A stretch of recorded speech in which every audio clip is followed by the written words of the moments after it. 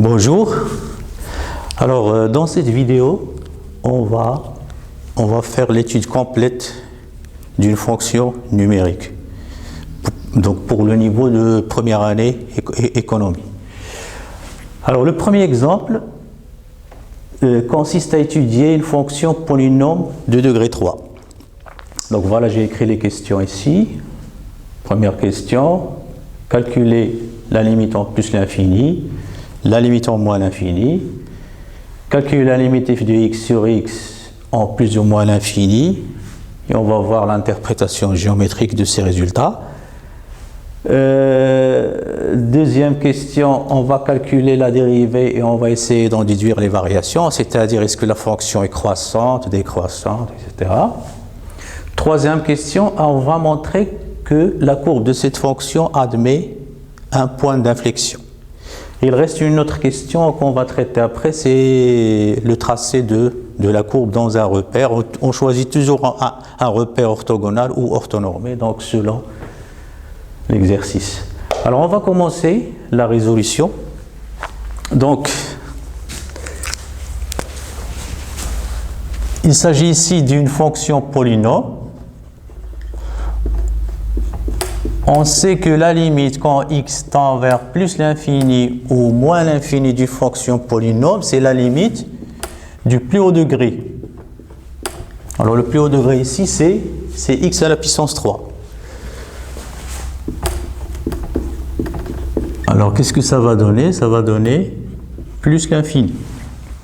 La limite de x, x carré, x au cube, en général x à la puissance n, quand x tend vers plus l'infini, ça donne toujours plus l'infini. De même, quand x tend vers moins l'infini, c'est la limite du terme de plus haut degré et ça va donner moins l'infini. X fois x fois x. On utilise la règle du signe. Moins fois moins 3 fois, ça donne moins. D'accord? Donc c'est moins l'infini. Alors ensuite, on passe à la deuxième question.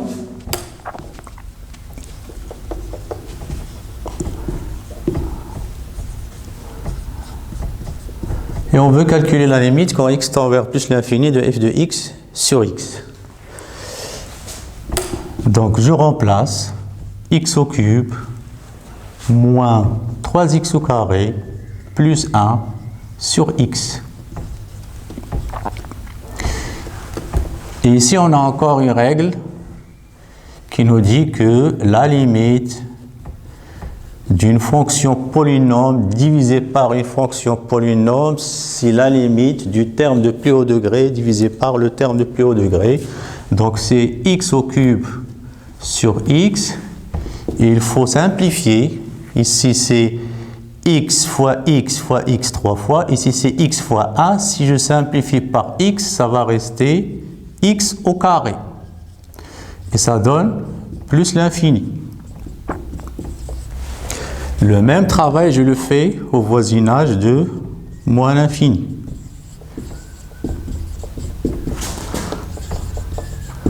Donc, de la même façon, c'est la limite du plus haut degré,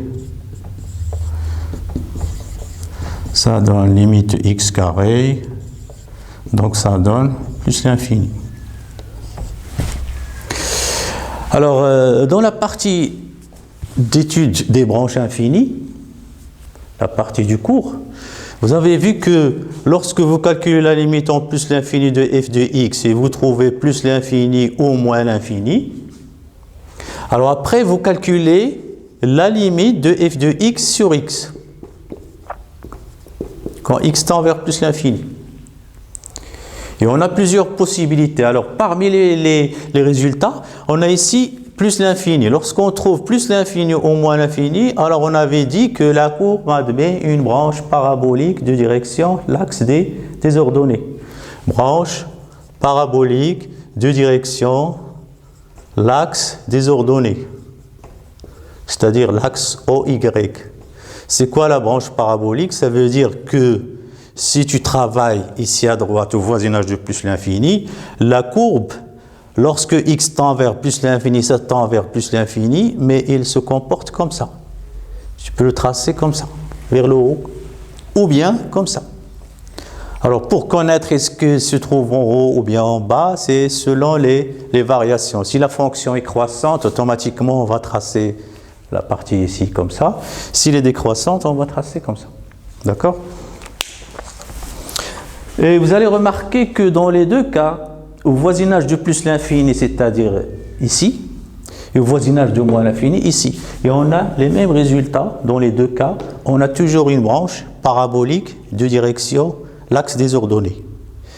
Et on verra, comme j'ai dit, est-ce qu'on va tracer la courbe au-dessus de l'axe des abscisses ou bien en dessous. Alors, c'est ça l'interprétation géométrique.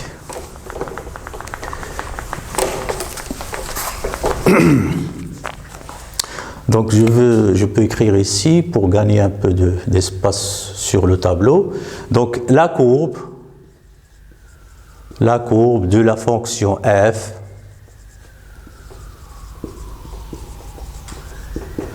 admet une branche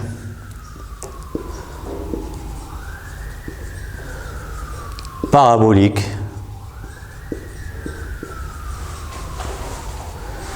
de direction l'axe des ordonnées.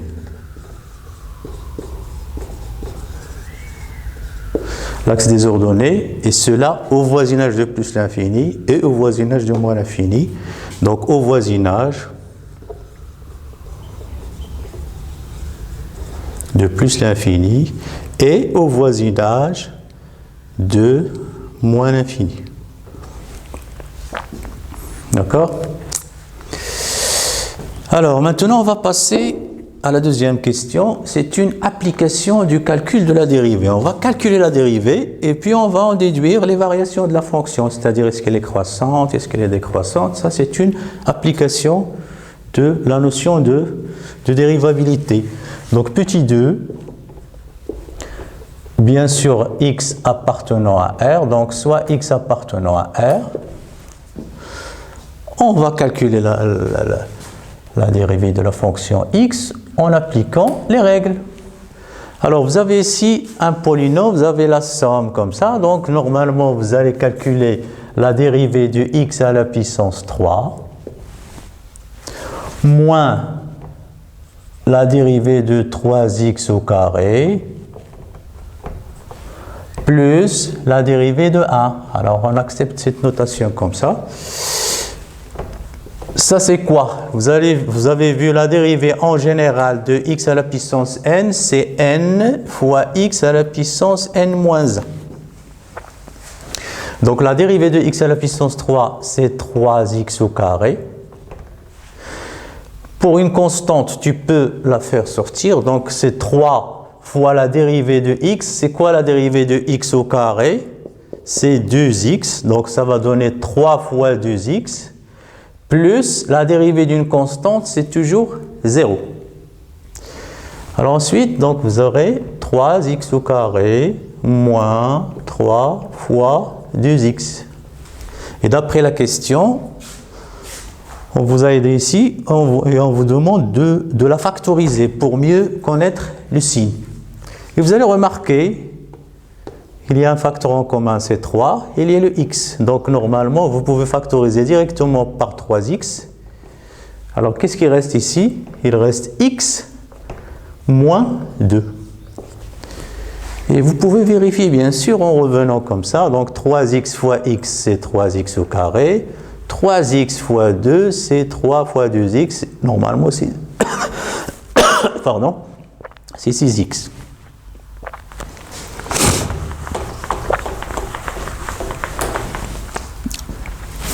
Alors ensuite, donc pour étudier les variations de la fonction f, on sait qu'on doit connaître le signe de f'. On a vu que si f' est positif, la fonction, sur un intervalle, la fonction elle est croissante. Si elle est négative, elle est décroissante. Donc avant de donner le tableau, on va étudier le signe de ça. Ça, c'est un polynôme du deuxième degré. Alors, vous voyez que Avant de donner le signe, il faut toujours chercher les racines, c'est-à-dire chercher là où il s'annule. Alors, pour ce polynôme du deuxième degré, il s'annule lorsque x égale à 2, ou bien x moins 2 égale à 0, c'est-à-dire x égale à 2. Un polynôme du deuxième degré, si vous connaissez les racines, vous pouvez directement passer au signe. Et généralement, on représente le signe dans un tableau pour simplifier. Alors, il s'annule en 0, il s'annule en 2. Donc, on met comme ça des zéros. Le domaine de définition, bien sûr, c'est moins l'infini plus l'infini. Vous avez une règle qui nous dit que le signe à l'extérieur des racines, on a le signe de a. Si vous développez ici x fois x moins 2, ça va donner x au carré moins 2x. Donc a ici, c'est 1. Donc le signe de a à l'extérieur, le signe de moins a à l'intérieur. Si par exemple vous avez oublié cette règle, vous pouvez remplacer par un nombre ici quelconque. Prenez 3, prenez 5, prenez n'importe quel nombre supérieur à 2, ça va vous donner un nombre positif, vous allez mettre plus, et ici, moins. Si ça donne un nombre négatif, tu mets ici moins, et ici c'est plus. Et ceci c'est vrai uniquement pour les polynômes du deuxième degré. Voilà, donc je vais copier-coller ce tableau de signes dans le tableau de variation de la fonction f. Donc, alors, au tableau de variation de la fonction f, x, f' de x, ici vous mettez f. Alors le domaine de définition, c'est moins l'infini plus l'infini. Alors le signe de f' est celui de x fois x moins 2, donc je vais faire ici copier-coller. Voilà. Ça, elle est croissante sur cet intervalle. La fonction ici décroissante, croissante, et on complète le tableau par exemple, ici, il faut calculer les valeurs, et ici, vous mettez les limites. Alors ici, on a trouvé la limite, c'est plus l'infini. Ici, on a trouvé moins l'infini. Ici, vous allez calculer f de 0. Alors, f de 0, si on remplace ici, c'est 0, 0, c'est 1. Je vais calculer f de 2. Alors, si vous voulez calculer f de 2, c'est 2 à la puissance 3 moins 3 fois 2 au carré, c'est-à-dire 3 fois 4 plus 1. Alors 2 à la puissance 3, c'est 8, moins 12, plus 1. Ça donne moins 4, plus 1, c'est moins 3. D'accord? Donc ça donne ici moins 3.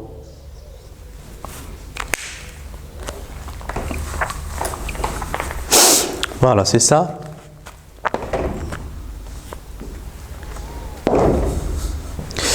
Et d'ailleurs, comme vous savez, le tableau de variation, ça nous donne une idée sur la courbe. Donc là, je sais maintenant que la courbe, il va être comme ça, croissante. Il atteint un maximum, il descend un minimum, ensuite elle est croissante. Et ici, on va représenter ce qu'on a vu, l'interprétation géométrique sur les branches infinies. Donc ici, ça va être comme ça. Alors maintenant, on va passer à la troisième question. C'est la recherche. Pour chercher un point d'inflexion, il faut toujours calculer la dérivée seconde, c'est-à-dire la dérivée de la fonction dérivée. C'est ce qu'on appelle la dérivée seconde. On la note f seconde. C'est un moyen de chercher les points d'inflexion. Et c'est un moyen de connaître est-ce que la fonction est convexe ou bien elle est concave. On vous donne souvent cette question lorsque les calculs sont plus ou moins faciles. Lorsque c'est un peu difficile, on passe. Alors, petit 3, donc, soit x appartenant à R. Alors, on a déjà f' de x, on a déjà calculé, et on a trouvé tout à l'heure 3x au carré moins 3 fois 2x, c'est-à-dire moins 6x.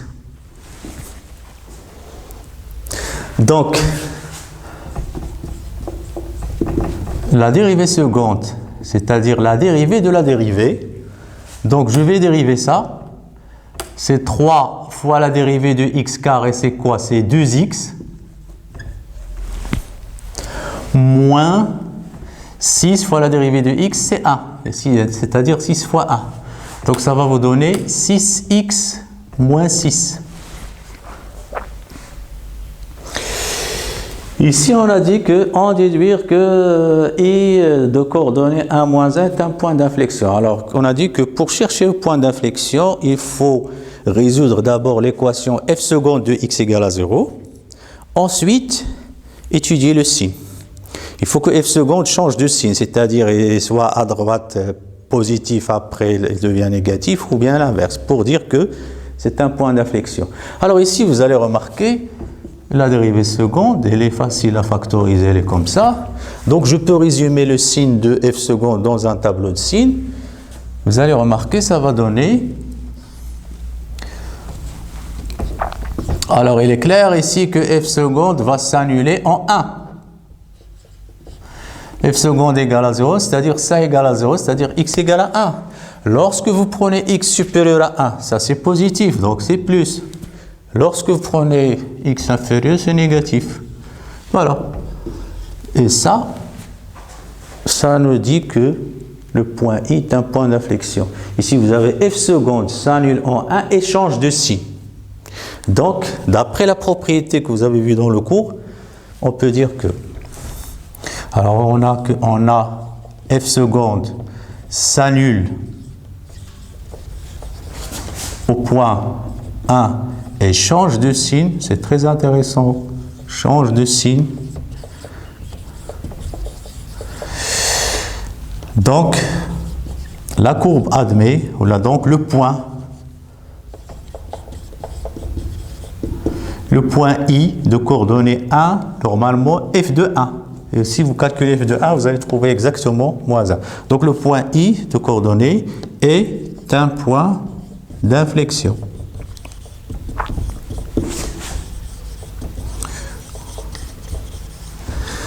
Alors, je rappelle, c'est quoi un point d'inflexion? Par exemple, vous avez des courbes qui sont comme ça. Par exemple, ici, vous avez des courbes qui sont comme ça. Ces courbes, on dit qu'ils sont concaves. C'est-à-dire la concavité, si vous tracez le repère, au IJ, on travaille toujours dans un repère orthogonal ou orthonormé. Alors, ces fonctions qui sont dirigées vers le bas. On dit que la concavité est dirigée vers le bas, ça s'appelle des fonctions concaves. Il existe des fonctions qui sont convexes, c'est-à-dire l'inverse de ça qui regarde en haut, donc la concavité est dirigée vers le haut. Mais il y a des points où la concavité change, c'est ce qu'on appelle les points d'inflexion. Imaginez ici, la concavité est dirigée vers le bas. À un certain moment, il existe un point où on doit changer de concavité. C'est ça ce qu'on appelle le point d'inflexion. D'accord? Par exemple, ici, on a cette situation. Quand vous avez f seconde négatif, vous avez toujours des fonctions qui sont concaves. Quand vous avez f seconde positif sur un intervalle, vous avez des fonctions qui sont convexes. Et ça, c'est le point d'inflexion, c'est-à-dire le point de changement de concavité. Alors donc, vous allez remarquer que j'ai répondu à toutes les questions. Il reste une dernière question, c'est le tracé de la courbe. Alors, pour le tracé de la courbe, donc il faut essayer de rassembler tous ces résultats. C'est un peu difficile au début, mais vous allez vous habituer. Il faut faire plusieurs exemples pour mieux maîtriser. Alors, même si tu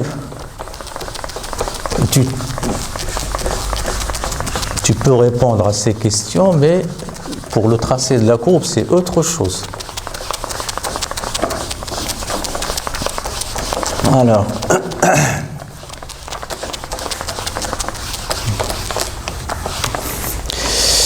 Alors ici, donc, pour la quatrième question,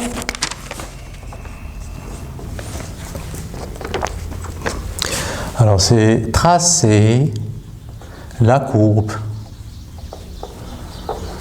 CF, qu'on note CF, dans un repère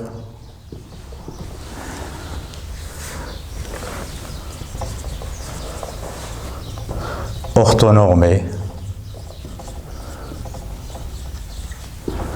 OIJ. psycho-orthonormés, c'est-à-dire les axes IJ, OI et OJ sont orthogonaux et la norme de I égale la norme de J égale à 1. Alors, on admet que la courbe coupe l'axe des X, on aura besoin de quelques points, donc je vais vous donner ici, coupe l'axe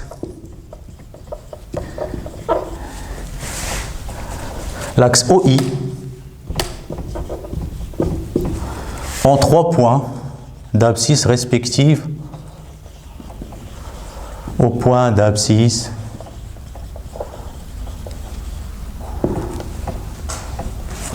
respective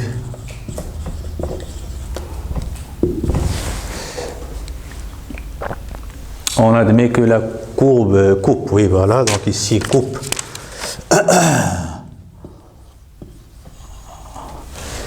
coupe alors 0,6 et moins 0,5 et ce sont des valeurs approchées. Pour déterminer ces points normalement, pour déterminer l'intersection avec l'axe des X, on résout l'équation f de x égale à 0. Mais comme ici on a, si je considère l'équation ADI, on obtient une équation du 3e degré, c'est difficile à résoudre. Hein? Donc c'est pour cela on vous a donné les résultats. Voilà, donc je vais essayer de tracer.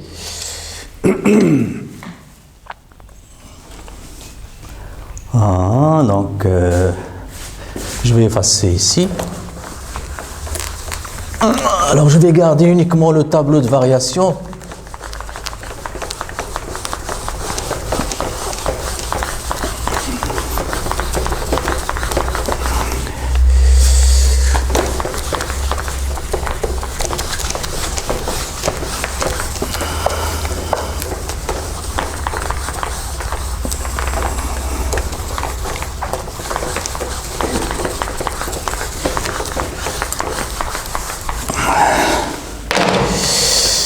Alors, le repère.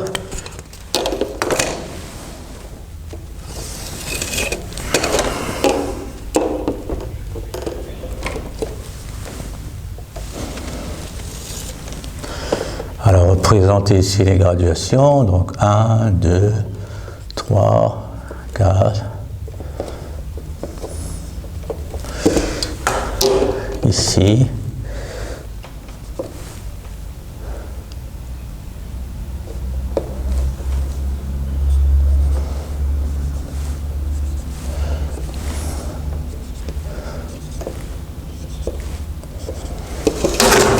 Voilà. Alors ici dans le tableau il y a des points remarquables. Hein? Le premier point c'est le point x égale à 0 et y, ça c'est f de x. Hein?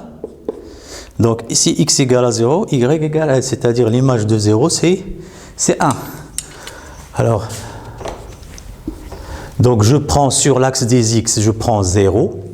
Et sur l'axe des ordonnées, je vais prendre 1. Donc ça va donner ce point-là. Voilà, je vais mettre une croix. Ensuite, 2 a pour image moins 3. Donc je vais prendre sur l'axe des x 2, c'est ça. Et sur l'axe des y, je vais prendre moins 3. Donc ça c'est moins 1, moins 2, moins 3. Alors il faut projeter. Donc on trace la parallèle à l'axe des ordonnées. Ensuite, vous tracez la parallèle à l'axe des x. Et la rencontre entre ces deux points, ces deux droites, ça va donner le point qu'on veut. Voilà. Ensuite, il y a un autre point, c'est le point I. On a dit que c'est les points d'inflexion, donc c'est un 3e point de coordonnées 1, moins 1. Donc 1 a pour image moins 1. Voilà.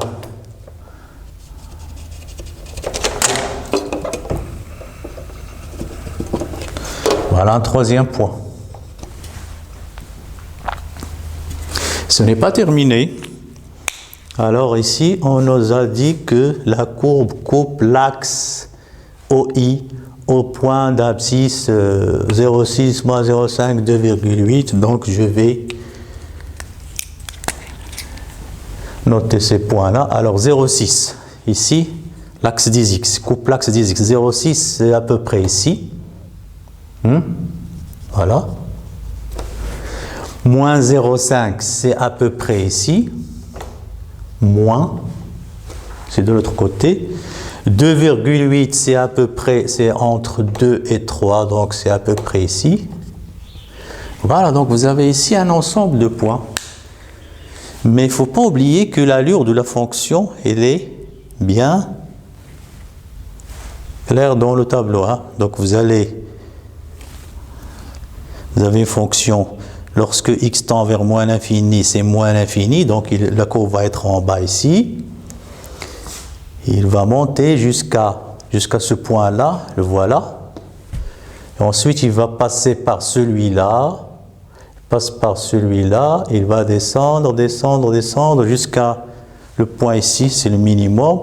Ensuite, il va monter vers plus l'infini.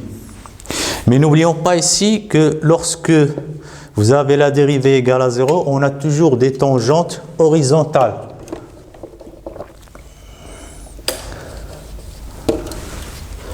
Souvent, lorsque vous avez des extrémums, un maximum ou bien un minimum, souvent, mais pas toujours, on a des tangentes horizontales. Lorsque vous avez la dérivée égale à 0, on a toujours une tangente horizontale. Voilà, donc je peux tracer. Donc la courbe, il va être comme ça. Alors il passe par ce point-là. Il tend vers moins l'infini. On a dit tout à l'heure, on a une branche parabolique de direction l'axe des ordonnées. Voilà l'axe des ordonnées. Voilà, j'ai tracé cette partie-là. Ensuite, je vais passer ici. Alors, il passe par celui-là, donc, comme ça. Mais vous allez remarquer ici, on a dit que ça, c'est le point d'inflexion, c'est-à-dire il va changer de concavité. C'est un peu difficile à tracer, mais on veut uniquement tracer l'allure de cette fonction. Ce n'est pas vraiment exact, mais voilà. Et ça, c'est le point I, et vous remarquez que c'est le point d'inflexion, c'est le point où change la concavité. Et on peut même montrer que I est un centre de symétrie de cette courbe. Vous avez une définition sur le centre de symétrie. On dit que vous pouvez vérifier. Vous pouvez vérifier. Vous avez vu dans le cours, on dit que I de coordonnées AB est un centre de symétrie.